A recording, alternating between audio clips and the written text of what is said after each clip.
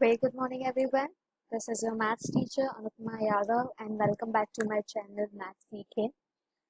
Today we are going to discuss the topic completing the square method of grade 10 maths chapter 4, that is quadratic equations. This is the method which many of the students find it difficult to solve, or I can say it is complicated for them to solve this method. But here I'm going to show you some simple and systematic steps by following which you can solve such examples very easily.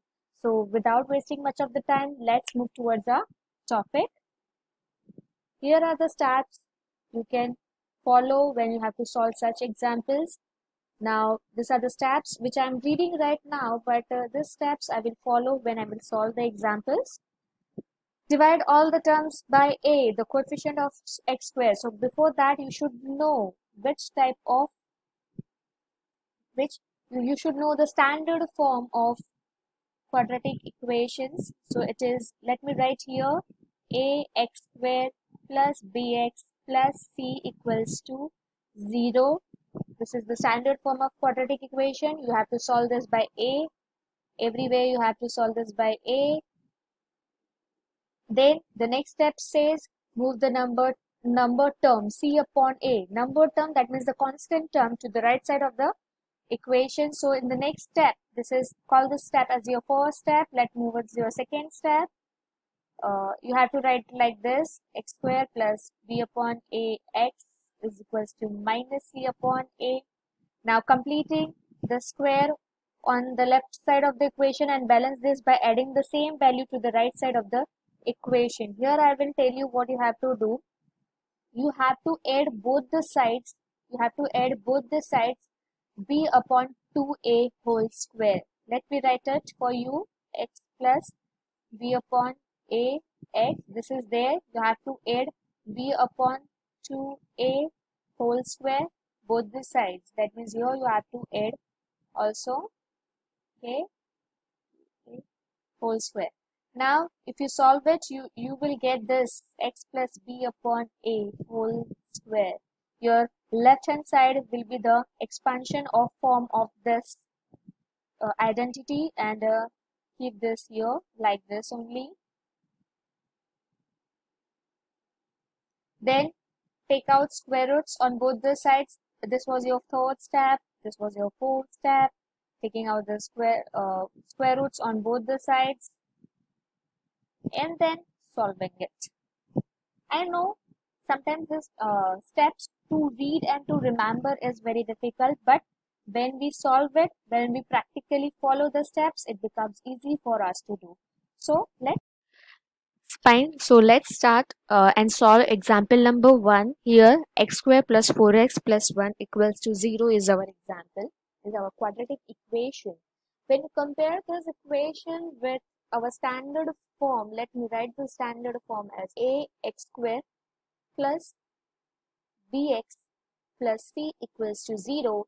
You're going to get a is equals to 1, b is equals to 4, and c is equals to 1. Now, if you remember the steps we have read out, so its first step is dividing all the terms by a. So a is 1, so when I divide all the terms by a, I will get the same thing. Now in the second step, it was said that take constant term to LHS side. So x square plus 4x is equals to minus 1. Now in the third step, it was said that add both the sides b upon 2a whole square. So if you see here, b is 4, 2a, that will give 2 whole square. When you solve it further, you are going to get 4. That means I have to add 4 on both the sides. So x square plus 4x plus 4. See, I have added on one side, so I have to add on the another side also to maintain the equality.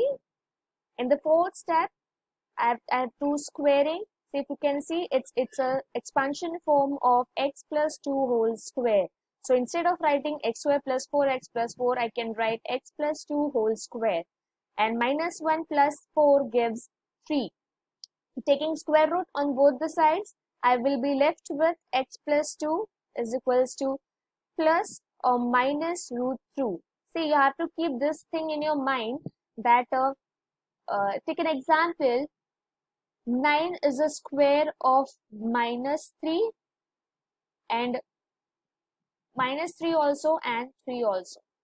So the square root of 9 when I write the square root of 9, it should be like this, plus or minus 3, because positive 3 square gives 9 also and minus 3 square gives 9 also. So in similar way, square root, we will have positive and negative. Now I have to solve further. That means x plus 2 will be either positive 3 or x plus 2 will be negative root 3. So if it's positive, I will be left with root 3 minus 2, or if it is negative, I will be left with minus root 3 minus root 2. So here you can see these are the both roots of the given or zeros of the given polynomial or equation here. Let's move towards the next question. But let's move towards another example. Here, when I compare the given equation with a standard form of quadratic equation, I will have a is equals to 5, b is equals to minus 4, and c is equals to minus 2. So let's write the first step will be dividing all the terms by the coefficient of x square. So I will be left with, after the first step, I will be left with x square minus 4 upon 5x minus 2 upon 5 equals to 0. In the next step, it was said to take the constant term to the RHS side. So I will be left with x square minus 4 upon 5x is equals to 2 upon 5. Now in the next step, it was said to add b upon 2a whole square on both the sides. So let's see what is b upon 2a actually. B upon 2a whole square, when I write it, is minus 4 upon 10 whole square. Minus 4 upon 10 whole square.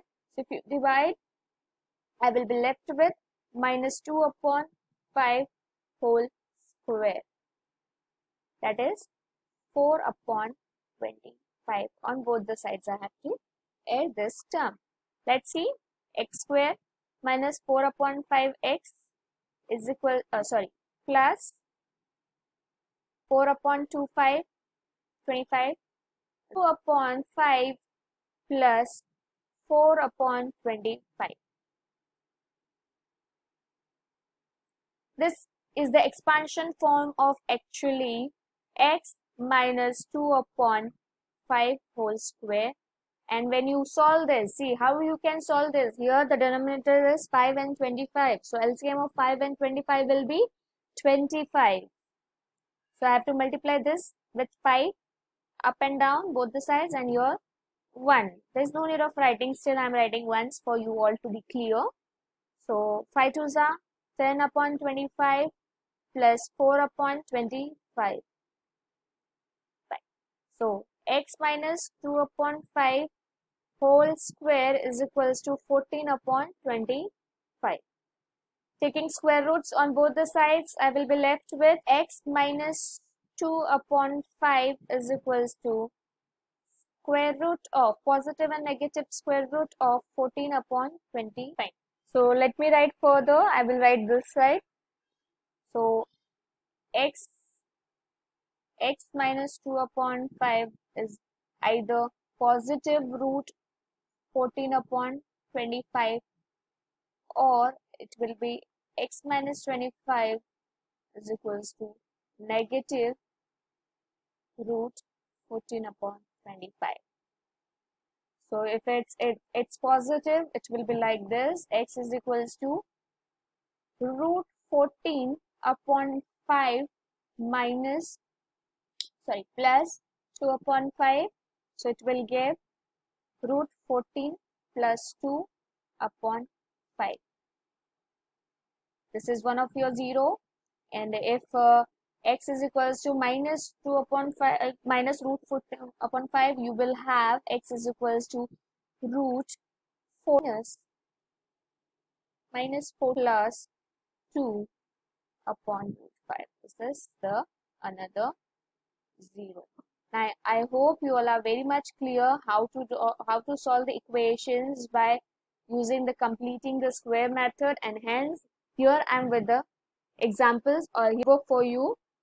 Let's see, this is your homework and I expect to complete this by today itself. You can comment down the answers in the comment box and I will take the name of first 2 students who come up with the correct answers.